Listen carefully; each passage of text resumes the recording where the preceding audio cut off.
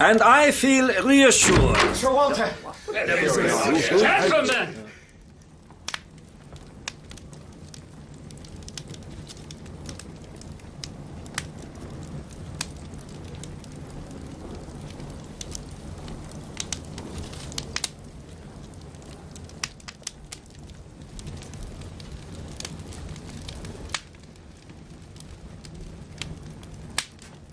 This is Mr. Hannay, of whom I have spoken to you. I'm afraid, Hannay, this visit is ill-timed. That remains to be seen, sir. But I think it may be in the nick of time. For God's sake, gentlemen, tell me who went out a minute ago. Lord Alloa. It was not. It was his living image, but it was not Lord Alloa. It was someone who recognized me, someone I have seen in the last month. He had scarcely left the doorstep when I rang up Lord Alloa's house and was told he had come in half an hour before and had gone to bed. Who? The Black Stone. Nonsense.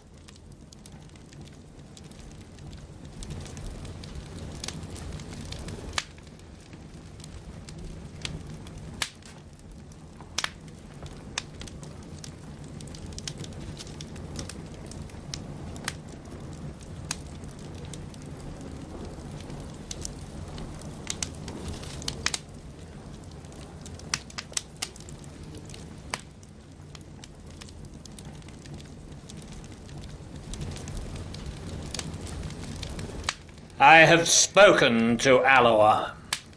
Had him out of bed, very grumpy. He went straight home after Malross's dinner. But it's madness. Do you mean to tell me that that man came here and sat beside me for the best part of half an hour and that I didn't detect the imposture? Alloa must be out of his mind. Well, don't you see the cleverness of it? You were too interested in other things to have any eyes. You took Lord Alloa for granted. If it had been anybody else, you might have looked more closely, but it was natural for him to be here, and that put you all to sleep.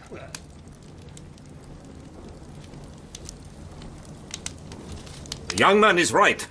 His psychology is good. Our enemies have not been foolish. I will tell you a tale. It happened many years ago in Senegal.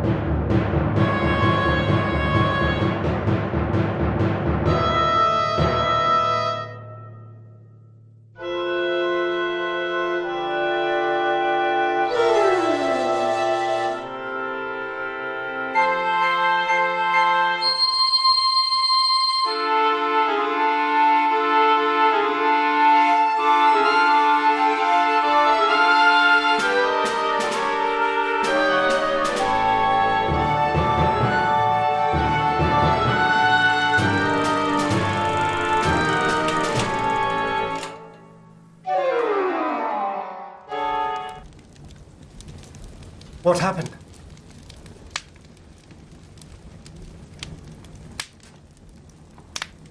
I stuffed my fishing rod into his jaws, and I had a pistol.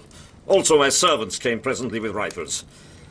But he left his mark on me.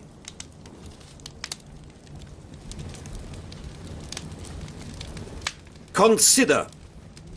The mayor had been dead more than an hour, and the brute had been patiently watching me ever since.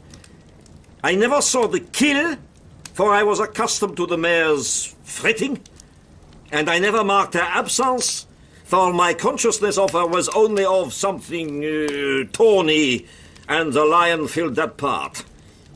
If I could blunder thus, gentlemen, in a land where men's senses are keen, why should we busy, preoccupied urban folk not err also?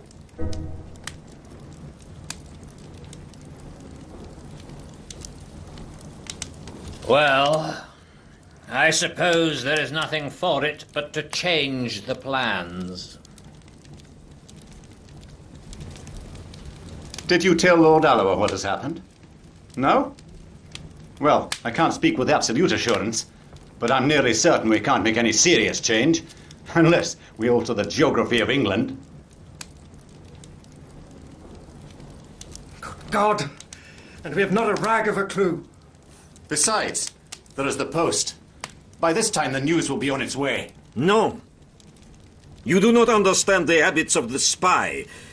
He receives personally his reward, and he delivers personally his intelligence. We in France know something of the breed. Now, there is still a chance, mes amis. These men must cross the sea, and there are ships to be searched and ports to be watched. Believe me, the need is desperate for both France and Britain. Where is Scudder's book? Quick, man! I remember something in it. What is it going to be? Down there.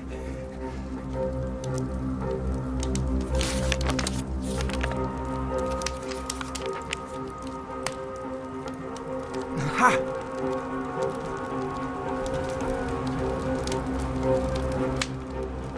39 steps. 39 steps. I counted them. High tide, 10:17 p.m. What Yeah, relevance is all...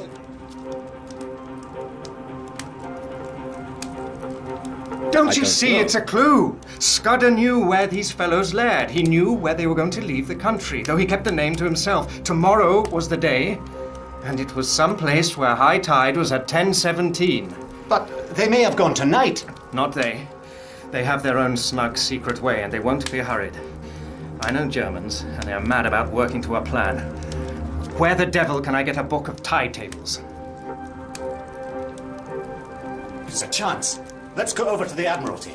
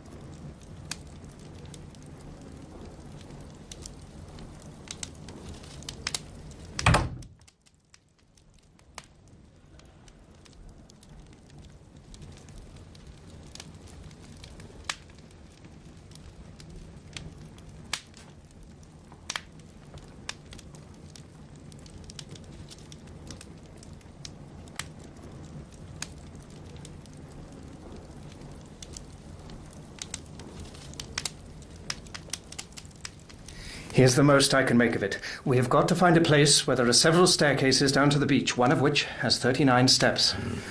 I think it's a piece of open coast with biggish cliffs somewhere between the Wash and the Channel. Also, it's a place where full tide is at 10:17 tomorrow night.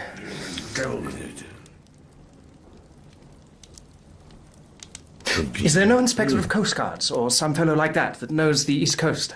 Why, yes, there is. He lives in Clapham. Let me get him now.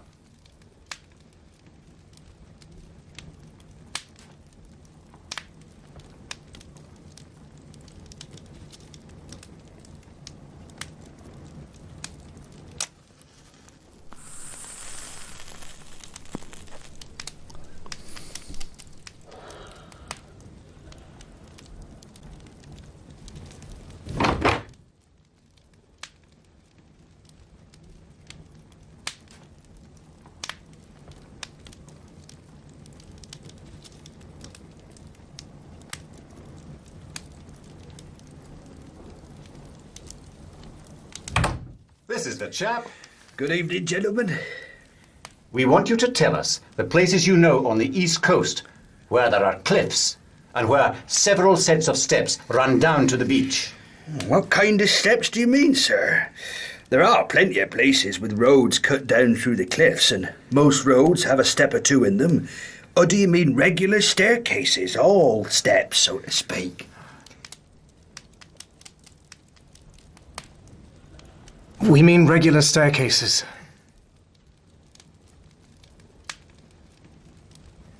I don't know that I can think of any. Wait a second. There's a place in Norfolk, Brattlesham, beside a golf course, where there are a couple of staircases to let the gentleman get a lost ball. That's not it. Then there are plenty of marine parades, if that's what you mean. Every seaside resort has them. It's got to be more retired than that.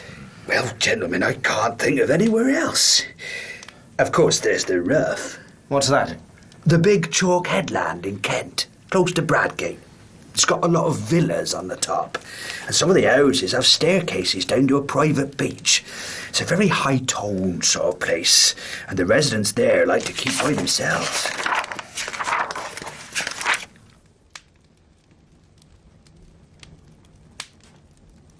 Ha! We're on the scent at last. How can I find out what is the tide at the Rough? I can tell you that, sir. I once was let a house there in this very month, and I used to go out at night to the deep sea fishing. The tide's 10 minutes before Bradgate.